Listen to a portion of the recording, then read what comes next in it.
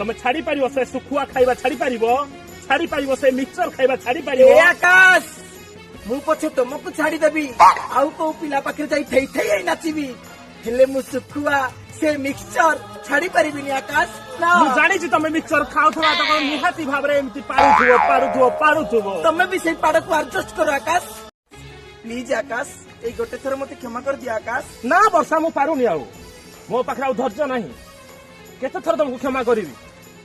ମୋ ମୁହଁକୁ ଚାହିଁକି ଆମ ଘର ଲୋକମାନେ ମ୍ୟାନେଜ କରି ନଉଥିଲେ କିନ୍ତୁ ତମେ ବାହାର ଲୋକ ସାମ୍ନାରେ କାଲି ପିସ୍ ଆସିଥିଲେ ତମେ କଣ କଲ ଆକାଶ ତମେ ତ ମତେ ନିଆଁ ଆଗରେ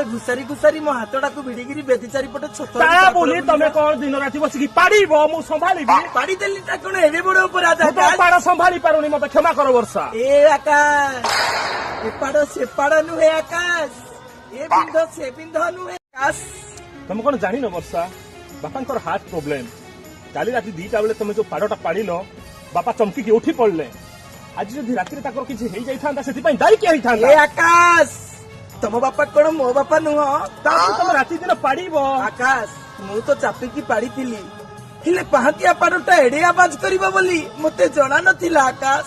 ଜଣା ନଥିଲା ନା ମୁଁ ସେ ସବୁ କିଛି ଜାଣେନି ଏ ଆକାଶ ଏ ସୃଷ୍ଟି ଏ ଆକାଶ ଏ ମାଟି ସବୁ ପଛେ ଅଲଗା ହେଇଯିବ ହେଲେ ତମେ ମୋଠୁ କେବେ ଅଲଗା ହେଇପାରିବନି ଆକାଶ ମତେ କ୍ଷମା କର ବର୍ଷା ମତେ କ୍ଷମା ସାମାନ୍ୟ କର ଗୋଟେ ପାଡ ପାଇଁ ତମେ ମତେ ଦୂରେଇ ଦବ ଆକାଶ ପାରୁନି ବର୍ଷା ମୁଁ ପାରୁନି ଯଦି ନ ପାରୁଛ ମୋର ବାଳେ ମୁଁ ହକ୍ ପାଡି